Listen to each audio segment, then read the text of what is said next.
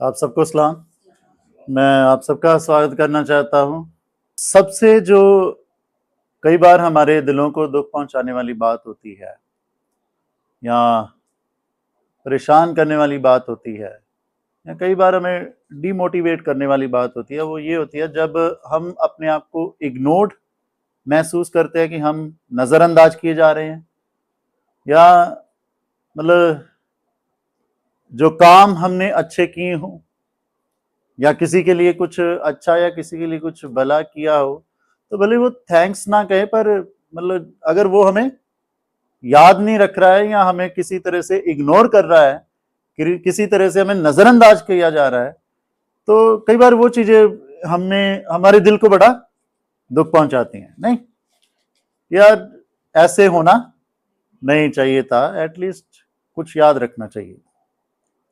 मैं ये बातें क्यों कर रहा हूं, इसके लिए मैं आपका ध्यान केंद्रित करना चाहता हूं यशायाह नबी की किताब, उसका 49 अध्याय 49 चैप्टर, और उसकी जो हमने खुदा का कलाम पढ़ा है, स्पेशली मैं आपका ध्यान केंद्रित करना चाहता हूं 16 और 17 आयत की तरफ, जहाँ पर लिखा है, देख मैंने तेरा चित्र अपनी हथेलियों पर खोद कर बनाया है, तेरी शहरपनाह सदैव मेरी दृष्टि के सामने बनी रहती है, इस मेरे सामने बनी रहती है।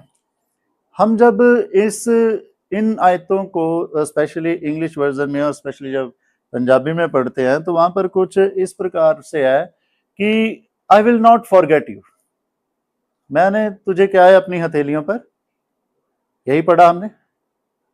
और जब हम इन आयतों को इंग्लिश वर्जन में और पंजाबी में पढ़ते हैं, वहां पर लिखा है कि मैं तुम्हें कभी भी भूलूंगा नहीं, मैं तुझे हमेशा याद रखूंगा, मैं तुझे हमेशा याद रखूंगा।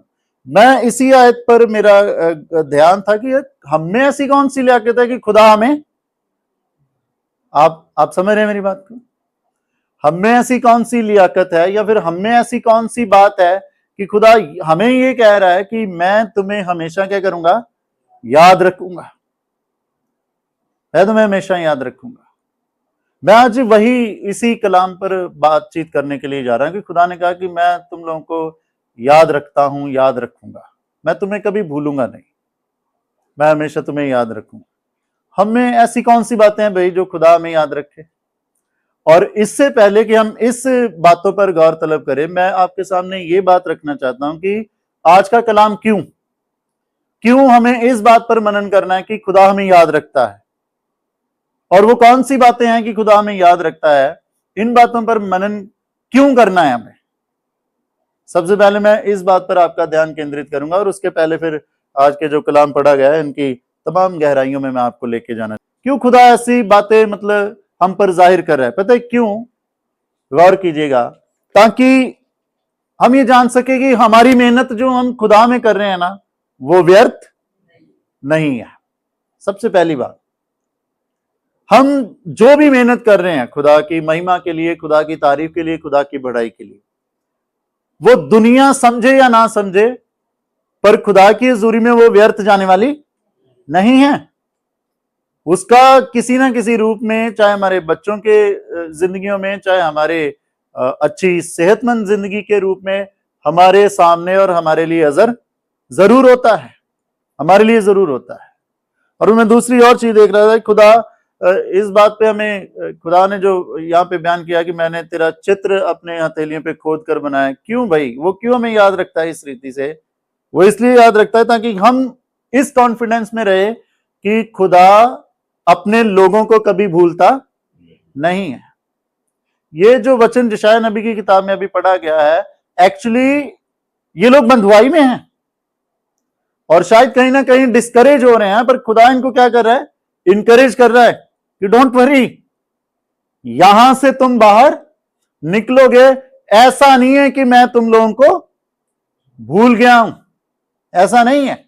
अरे मैंने तुम्हारे चित्र को, तुम्हारी तस्वीर को, है ना, अपनी हथेलियों पर खोद के बना रखा है। ऐसा नहीं है कि तुम यहां पड़े रहोगे। अच्छा, कई बार हमें लगता है कि खुदा में देख नहीं रहा, हमारी बीमारी में, हमारी मानगी में, हमारी लाचारी में, हमारी परेशानी में, या हमारी किसी भी प्रार्थना में जो अभी पूरी होने में टाइम लग रहा है। तो वो सब, उन सब के लिए भी ये खुदा की तरफ से कलाम है, क्या, कि खुदा आपको भूला नहीं है, वो हमें भूलता नहीं, उसको पता है हमें कब और कैसे किसी परेशानी से निकालना है। तो ये कुछ रीजंस थे। अब हम गौर तलब करेंगे कि खुदा हमें ऐसी कौन सी बातें रहती हैं जो खुदा याद रखता है।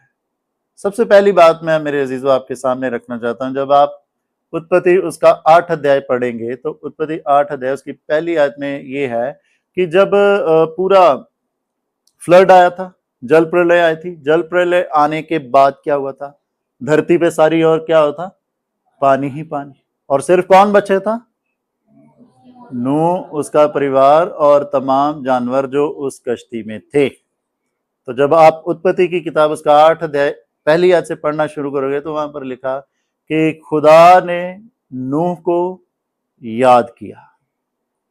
किसको याद किया, नूह को याद किया।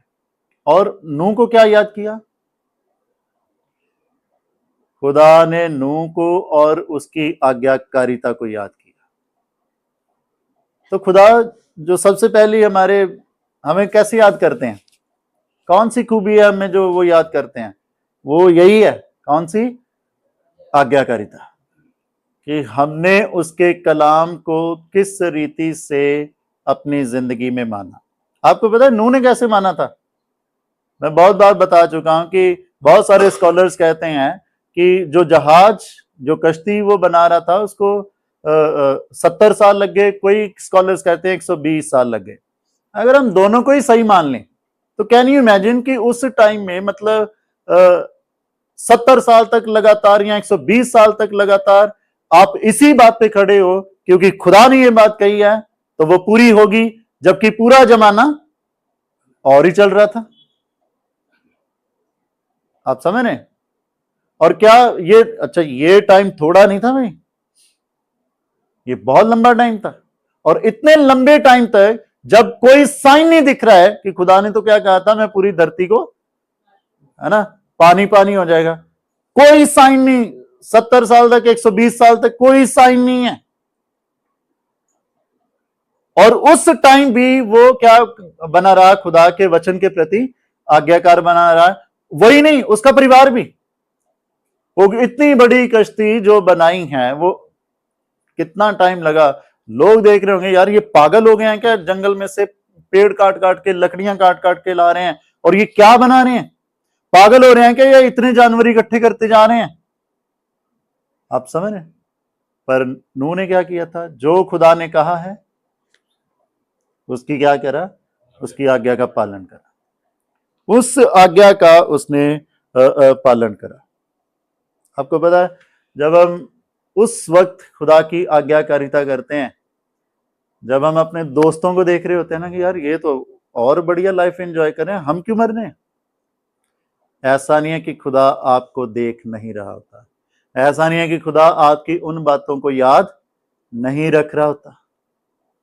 खुदा आपके उस आज्ञाकारिता को हमेशा याद रखता है। खुदा ये कह रहा है, आज किस बात को खुदा याद रखे हुए, खुदा अपने लोगों की उस आज्ञाकारिता को, जैसे वो अपने जीवन में मतलब उनकी खुदा की बातों को हम पूरा करते हुए चले हैं, खुदा उन बातों को याद रखता है। तो फिर यहां पर हमें सीखने के लिए क्या मिलता है, क्या करें फिर हम भाई साहब। तो यहां पर लेसन है, उसकी अच्छी भेड़ों की मानिंद बनो और अपना रवैया उसकी अच्छी भेड़ों की मानिंद रखो। वो भेड़ें जो अपने चरवाहे की आवाज को सुनती और क्या करती हैं, पहचानती हैं, वो भेड़े बनना है। तो वो भेड़े बनेंगे तो हम अपने रोजमर्रा जिंदगी के रास्तों से इधर उधर नहीं होंगे। हमें पता है, हम जानते हैं कि हमारे चरवाहे ने क्या बोला है और जो बोला है हमें वही अपनी जिंदगी में करना है, मानना है, पूरा करना है। हम आज्ञाकार बने रहेंगे। पर हम उस चरवाहे को छोड़ के कोई और आवाज सुनेंगे तो भटक जाएंगे और हमारे जीवन में वो चीज पूरी नहीं होगी, वो चीज पूरी नहीं होगी। अब याद आ रहा है जो मैंने शुरुआत में ही बताया था कि क्यों ये सरमन, क्योंकि आपकी आज्ञाकारिता में चलना, आपकी वो मेहनत खुदा में व्यर्थ नहीं जाएगी। आपकी वही मेहनत, आप जब मुश्किल में, परेशानी में, किसी भी ऐसे दौर में होंगे, खुदा आपको उस वक्त क्या करेगा? याद करेगा। जब चारों ओर पानी ही पानी है, कोई रास्ता नहीं है किधर क्या होगा, तो खुदा ने नूह को और उसके परिवार को क्या किया? याद किया। आप समझ रहे हैं? आप समझ रहे हैं? तो खुदा के प्रति, उसके कलाम के प्रति अच्छी भेड़ों के मानिंद, उसकी अच्छी भेड़ों की मानिंद क्या करते रहो? मानते रहो, चलते रहो, आज्ञाकार रहो। खुदा आपको याद रखेगा, तब भी जब सब भूल जाएंगे। आप समझ रहे हैं? तब भी याद रखेगा, सब भूल जाएंगे। दूसरी बात, खुदा कौन सी बात हमारी याद रखता है? हमने जो दूसरा वाला पढ़ा, पहला शमूएल पहला अध्याय 12 से लेके 20 आयत तक पढ़ा। आप जब 19 और 20 आयत पढ़ोगे तो 19 और 20 आयत के दरमियान वहां पर क्या लिखा है कि जब हन्ना हैकल से वापस आ गई तो क्या हुआ कि अल्काना जो उसका पति था वो अपने पत्नी के पास गया, एंड देन व्हाट हैपेंड कि यहोवा ने हन्ना की सुधि ली, है ना। पंजाबी में पढ़ते हैं तो वहां पर लिखा है कि यहोवा ने हन्ना को याद किया। हन्ना का क्या याद किया उसने? वो जो दुआ हैकल में करके आई थी। तो दूसरी बात, खुदा क्या याद रखता है? हमारी दुआओं को, हमारी दुआओं को ये खुदा याद रखता है।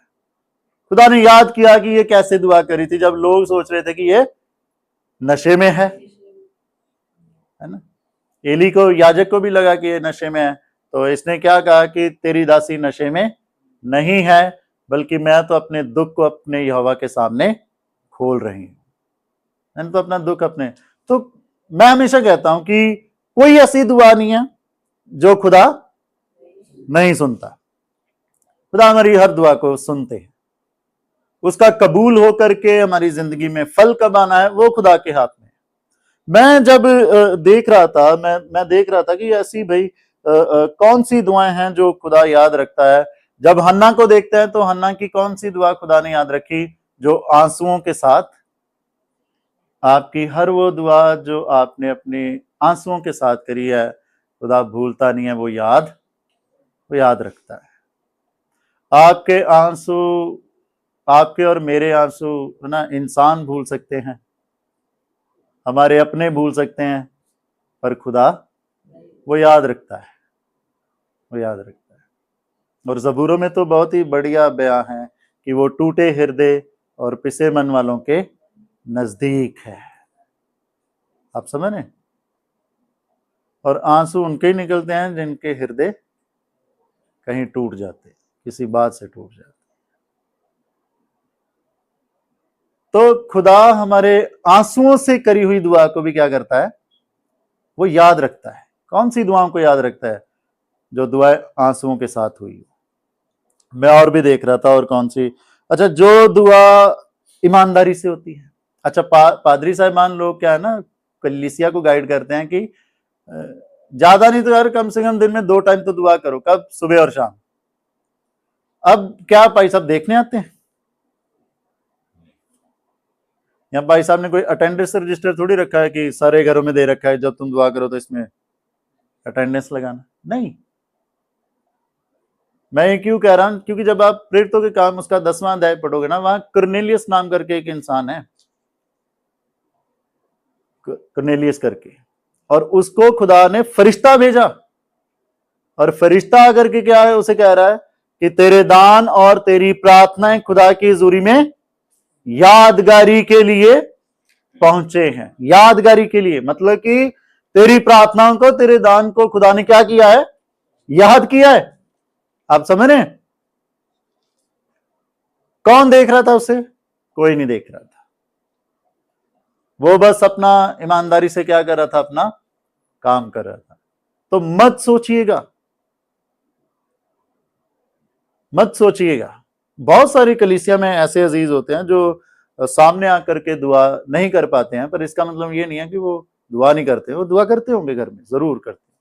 तो वो लोग, उन लोगों के लिए भी कि वो ये डिस्करेज ना हो सोच के कि यार हम कलीसिया के सामने दुआ नहीं कर पाते शायद, बट नो, कलीसिया के लोग नहीं देख रहे तो कौन देख रहा है? खुदा देख रहा है। आप समझ रहे हैं? आप जो काम अपनी प्रार्थना जो ईमानदारी से कर रहे हो वो कोई देखे ना देखे, यार हमें किसी को दिखानी भी क्यों है, पर खुदा जरूर, अच्छा वो याद भी करता है, देखता ही नहीं, वो याद भी करता है। खुदा हमें कैसे याद रखता है? जो प्रार्थना हम अपनी ईमानदारी से कर रहे हैं। मैं और भी देख रहा था, जो दुआएं हमने ना, जो दुआएं, खुदा कौन सी दुआएं याद रखता है? वो दुआएं जो हमने पास्ट में करी हुई हैं। पास्ट समझते हैं? मैं एग्जांपल दे रहा हूं बाइबल में से जकरिया और एलिजाबेथ के बारे में आप जानते हैं, लूका की अंजील में उसका बयान दर्ज है। जब फरिश्ता खुदा ने उसको उनके पास भेजा तो फरिश्ते ने उनको क्या कहा पता है? फरिश्ते ने उनको कहा, तुम्हारी दुआएं खुदा ने याद की, खुदा ने सुनी। और उनको बच्चा कब मिल रहा है? जब वो बूढ़े हैं। आप समझ रहे हो? और ये बात उनको कब बोली जा रही है? जब वो बूढ़े हैं। मतलब कि वो कब से दुआ करते आ रहे होंगे? जब से उनकी शादी हुई होगी। बुजुर्गी में आके उनको क्या किया, कहा जा रहा है, तुम्हारी दुआएं सुन ली गई हैं। कौन सी दुआएं?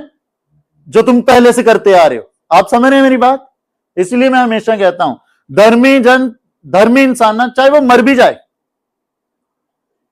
तो मर भी जाएगा ना, उसकी जो दुआएं है ना, उसकी औलाद में असर जरूर लेके खुदा, क्योंकि उन चीजों को याद रखता है, खुदा उन चीजों को याद रखता है। तो मैं इसलिए मैं हमेशा कहता हूं कि भाई दुआ मांगते रहो। दो चीजें बताई मैंने अभी तक। पहली चीज, खुदा हमारी आज्ञाकारिता को याद रखता है, खुदा हमारी दुआओं को याद रखता है। कौन सी दुआएं? जो आंसुओं के साथ हैं, जो ईमानदारी के साथ है, और जो हमारी दुआएं हम पहले कर चुके हैं, पास्ट में कर चुके हैं। हम हो सकता है अब मांगना हमने छोड़ दिया, पर खुदा उन दुआओं को भूलता नहीं, वो पूरी करता है। ऐसे कैसे छोड़ दूंगा यार, करूंगा वो पूरी। तो दुआ मांगते रहे, खुदा आपको बरकत दे कि आप उसमें मजबूत होते रहें। तीसरी और आखिरी बात, खुदा हमें कैसे याद रखते हैं? कौन सी लियाकत है हमें जो खुदा हमें याद रखते हैं, हमें देखते हैं? वो है मेरा और आपका विश्वास खुदा याद रखते हैं। खुदा भूलते नहीं, मेरा और आपका विश्वास। आपको पता है, जब आप निर्गमन की किताब उसका 2 अध्याय 24 आयत पढ़ेंगे तो वहां पर इस रीति से लिखा है कि उनका कराना सुनकर के परमेश्वर ने अपनी वाचा को याद किया। उनका किनका? इजरायलियों का, जो अपनी गुलामी में मर रहे थे, करा रहे थे। वो कराना सुनकर के परमेश्वर ने अपनी वाचा को याद किया। कौन सी वाचा? जो उसने अब्राहम, इसहाक और याकूब के साथ बांधी थी। और वो वाचा क्यों बांधी थी? क्योंकि ये वो बशर थे जो विश्वास के साथ खुदा में चले थे। तो खुदा ने इनका कराना सुन करके अब्राहम के विश्वास को अभी याद किया कि यार वो बंदा पूरे विश्वास से, मैंने एक ही बार कहा था अपना घर घराना छोड़ और जा, जो जमीन मैं तुझे दिखाता हूं उस तरफ चल, और उसने अपना सारा खानदान छोड़ करके मेरे पीछे हो लिया। और खुदा ने वाचा बांधी थी उसके साथ। क्या वाचा बांधी थी? ये पूरी जमीन, ये पूरी धरती मैं तेरी औलाद को, पीढ़ी को उसको दूंगा। अब वो करा रहे हैं, गुलामी में पड़े हुए हैं। तो खुदा ने अपनी उस बात को जो अपने उस बंदे के साथ करी थी, खुदा ने उसको क्या किया? याद किया। और पता, जब हम इब्रानियों का तो उसका 6 अध्याय 10 आयत को पढ़ेंगे ना, वहां पर लिखा है कि परमेश्वर अन्यायी नहीं है। परमेश्वर अन्यायी नहीं है कि वो तुम्हारे प्रेम को भूल जाए। आप समझ रहे हैं? वो तुम्हारे प्रेम को, या तुम्हारे कामों को, या तुम्हारे विश्वास को क्या कर जाए? भूल जाए। वो ऐसा नहीं है। अच्छा, मैं जब ये चीजें देख रहा था, मैं देख रहा था कि खुदा ऐसे कौन से विश्वास को याद रखता है भाई। तो मैं देख रहा था बाइबल में से कुछ ऐसे विश्वास को, छिपा हुआ विश्वास, हिडन फेथ, जिसको इंग्लिश में कहते हैं हिडन फेथ। बाइबल की एग्जांपल दे रहा हूं, मरकुस की इंजील 5 अध्याय। वहां पर 12 साल से जो औरत जो उस बीमारी से पीड़ित थी, उसने लोगों को शोर मचाया, उसने बाइबल में, हमने पिछले संडे शायद हमने देखा था ना, उसने क्या कहने लगी अपने मन में, क्या कहने लगी कि मैं बस इसका वस्त्र ही छूंगी तो क्या हो जाऊंगी। कौन देख रहा था ये विश्वास उसका? आप समझ रहे हैं? Hidden faith. खुदा आपके उस विश्वास को याद रखता है, वो भूलता नहीं। जरूरी नहीं है हम अपने है ना विश्वास को जाहिर करने के लिए बहुत बड़ी बड़ी काम और बहुत ही बड़े बड़े बातें कर लें। It's okay with the small things.